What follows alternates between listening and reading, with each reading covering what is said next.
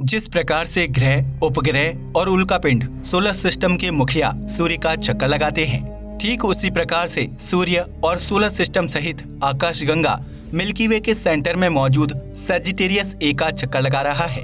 उसके साथ ही मिल्की वे गैलेक्सी अपने ऑर्बिट में भी घूम रहा है और घूमने के साथ साथ यूनिवर्स में काफी तेज गति के साथ मोशन भी कर रहा है। मिल्की वे का ये मोशन एक कांस्टेंट मोशन है। चाहे हम बात करें ब्रह्मांड में मौजूद छोटे से छोटे पार्टिकल की, प्लैनेट की, स्टार्स की, या फिर बात करें कई लाइट ईयर विशाल क्षेत्र में फैले विशाल से विशाल गैलेक्सी की, ये सभी एक साथ मोशन में रहते हैं।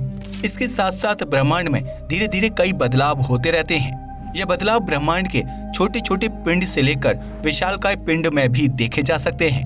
किंतु ब्रह्मांड में होने वाले इस बदलाव की रफ्तार बहुत ही धीमी गति से होती है, जिस वजह से हमें इन बदलाव को नोटिस करने में कई सैकड़ों साल तक लग जाते हैं। भले ही ब्रह्मांड में होने वाले यह बदलाव बहुत ही धीमी गति से होते हों, लेकिन एक साल यानी कि 365 दिनों में पृथ्वी, सूर्य, सौरमंडल और ब्रह्मांड में काफी अधिक बदलाव आ जाता है। उदाहरण के लिए चांद हमसे और अधिक दूर जा रहा है, हमारा सूर्य और भी अधिक गर्म हो रहा है। हर साल धरती पर एक दिन पहले के अपेक्षाकृत और भी बड़ा होता जा रहा है। यदि बात करें ब्रह्मांड की, तो वह हर साल पहले की तुलना में अधिक विशाल और ठंडा होता जा रहा है और लगातार ब्रह्मांड के फैलने के कारण हर साल कई तारे ऑब्जर्वेबल यूनिवर्स से बाहर निकलते जा रहे हैं। इसे और भी अच्छे से समझने के लिए हम आपको लेकर चलते हैं ब्रह्मांड के एक रोमांचक सफर पर और इसमें जानेंगे कि पृथ्वी, सूर्य, सौरमंडल और ब्रह्मांड एक साल में कितना बदल जाता है। तो चलिए आज के इस वीडियो को शुरू करते हैं। नंबर 1, चांद बीतते समय के साथ पहले की तुलना में और अधिक दूर होता जा रहा है। यह पृथ्वी का इकलौता प्राकृतिक उपग्रह है। पृथ्वी के अपने धुरी पर घूमने की रफ्तार धीरे धीरे कम होने की वजह से इसका एंगुलर मोमेंटम कम हो रहा है और उसके कम होने और टाइडल फोर्स के कारण चांद हर साल बीतते समय के साथ लगातार हमसे 4 सेंटीमीटर दूर होता जा रहा है। हालांकि देखा जाए तो चांद हमसे जिस गति से दूर जा रहा है वह बहुत ही कम है और इस समय ये हमसे 3,84,400 किलोमीटर दूर मौजूद है। इससे हमें ये लगता है कि यदि ये हमसे 4 सेंटीमीटर और अधिक दूर चला जाएगा तो भी इससे कोई फर्क नहीं पड़ेगा। अगर आप ऐसा ही सोच रहे हैं तो ये गलत है। सही कहा जाए तो इससे फर्क पड़ेगा, क्योंकि यदि चांद ऐसे ही हमसे दूर जाता रहा तो आने वाले लगभग 1 बिलियन सालों में यह हमसे बहुत अधिक दूर निकल जाएगा और धीरे धीरे पृथ्वी के ग्रेविटेशनल फोर्स से भी बाहर निकल जाएगा। पृथ्वी के ग्रेविटेशनल पकड़ से निकलने के बाद यह पृथ्वी का चक्कर लगाना भी बंद कर देगा, यानी कि आने वाले करीब 1 बिलियन साल के बाद चांद पृथ्वी का चक्कर लगाना बंद कर देगा और यह सौरमंडल में ऐसे ही आवाराओं की तरह भटकने लगेगा, या हो सकता है कि ये इससे भी बाहर निकल जाए। नंबर 2, पृथ्वी का एक दिन धीरे धीरे बड़ा हो रहा है। पृथ्वी पर एक दिन 24 घंटे का होता है, लेकिन क्या आप जानते हैं कि इसके एक दिन का समय धीरे धीरे बढ़ता जा रहा है और यह धीरे धीरे 24 घंटे से भी अधिक समय का होने लगेगा। इसका कारण है पृथ्वी के घूमने की रफ्तार का धीरे होना। चांद और सूर्य के शक्तिशाली टाइडल फोर्स के कारण पृथ्वी की अपनी धुरी पर घूमने की रफ्तार धीमी होती जा रही है और इसके कारण पृथ्वी की अपनी धुरी पर घूमने की रफ्तार हर साल करीब 14 नैनो सेकेंड्स कम होती जा रही है, यानी कि पृथ्वी का एक दिन बीते साल की तुलना में लगभग 14 नैनो सेकेंड्स बड़ा होता जा रहा है। वैसे देखा जाए तो यह बदलाव बहुत ही कम है और इस बदलाव का हम इंसानों पर कोई खास असर नहीं होगा, किंतु यदि ऐसा ही होता रहा तो समय बीतने के साथ साथ करीब 40 लाख सालों में पृथ्वी का एक साल एक दिन और लंबा हो जाएगा, जिसके कारण एक साल फिर 365 दिन का नहीं बल्कि 366 दिन का होने लगेगा। नंबर 3, सूरज समय बीतने के साथ साथ और भी अधिक गर्म हो रहा है। सूरज पिछले साल की तुलना में अधिक गर्म और ज्यादा चमकदार हो रहा है। यह सौरमंडल का मुखिया है और पृथ्वी के सबसे नजदीक का तारा है। सूरज हर समय अपने अंदर मौजूद हाइड्रोजन को हीलियम में फ्यूज कर रहा है।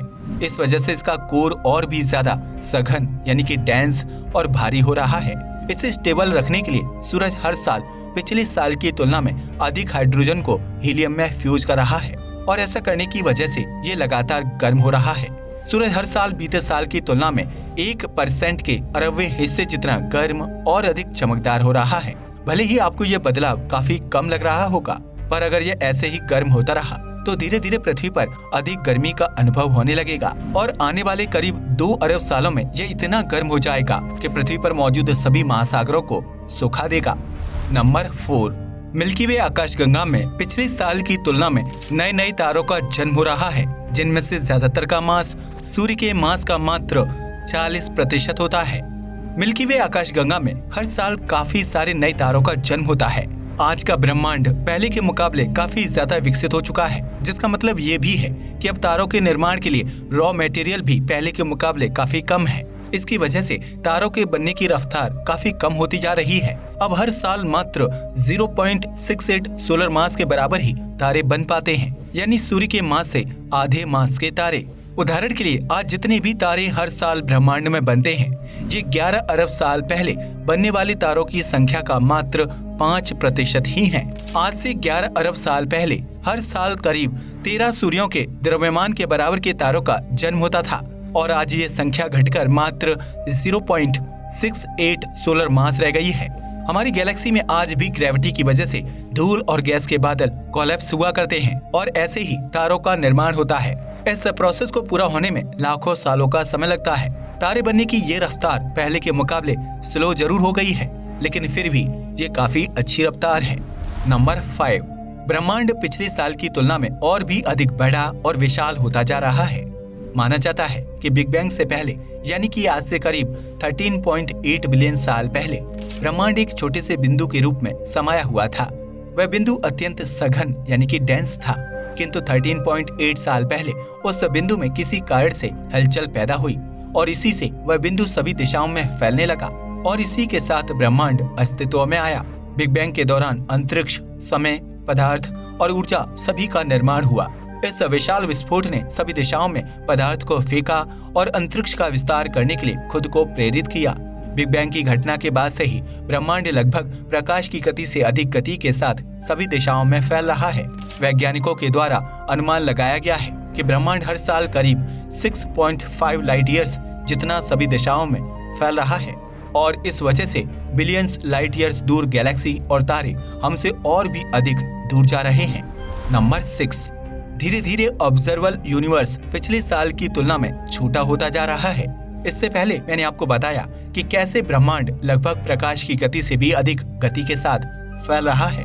ऐसे में हमसे बिलियंस लाइट ईयर्स दूर स्थित तारे और आकाश गंगाएं हमसे और भी अधिक दूर जा रही हैं। लेकिन हमारा ऑब्जर्वेबल यूनिवर्स सीमित है और हम केवल कुछ बिलियन लाइट ईयर्स दूर स्थित चीजों को ही ब्रह्मांड में देख और अध्ययन कर सकने में सक्षम हैं। कुछ बिलियन लाइट ईयर्स के बाद स्थित ब्रह्मांड की चीजों को हम देख भी नहीं सकते। ऐसे में यदि सीधी भाषा में कहा जाए तो जिस तरह से ब्रह्मांड का विस्तार हो रहा है और चीजें हमसे दूर जा रही हैं, तो धीरे धीरे ये आकाश गंगाएं और तारे हमारी ऑब्जर्वेबल यूनिवर्स से बाहर निकलते जा रहे हैं, जो कि हम मानवों के इस विशाल ब्रह्मांड को देखने की एक सीमा है। वैज्ञानिकों द्वारा अनुमान लगाए गए एक आंकड़े के अनुसार हर साल करीब 20 मिलियन तारे हमारी ऑब्जर्वेबल यूनिवर्स से बाहर निकल जा रहे हैं, जिसे हम अब कभी भी देख और अध्ययन नहीं कर सकेंगे। यदि देखा जाए तो इस विशाल ब्रह्मांड के उम्र के सामने हम मानव का अस्तित्व लगभग शून्य के बराबर ही है और उसमें भी यदि देखा जाए तो हम इंसानों ने केवल कुछ सैकड़ों साल पहले ही इस विशाल ब्रह्मांड को टेलीस्कोप की मदद से ऑब्जर्व करना शुरू किया है। किंतु यह ब्रह्मांड हर सेकंड काफी तेज गति से बदल रहा है। भले ही हम इंसान इसे नोटिस कर पाने में सक्षम नहीं है, किंतु जैसे जैसे समय बीतता जाएगा तो आने वाले कुछ लाख सालों में या करोड़ों सालों में यह छोटे छोटे से बदलाव सौरमंडल, गैलेक्सी और पूरे ब्रह्मांड को पूरी तरह से बदल कर रख देंगे। नंबर 7, ब्रह्मांड धीरे धीरे और अधिक ठंडा होता जा रहा है। ब्रह्मांड पिछले साल की तुलना में और भी अधिक ठंडा होता जा रहा है। इसका निर्माण बिग बैंग की घटना की वजह से आज से करीब 13.8 बिलियन साल पहले हुआ था। इस घटना के लगभग शुरुआती कुछ लाख सालों तक ब्रह्मांड अत्यधिक गर्म था और यह इतना गर्म था कि इसका एवरेज टेम्परेचर कई लाख डिग्री सेल्सियस था। किंतु जैसे जैसे समय बीतता गया ब्रह्मांड और अधिक फैलता गया और इसका एवरेज तापमान धीरे धीरे कम होता चला गया।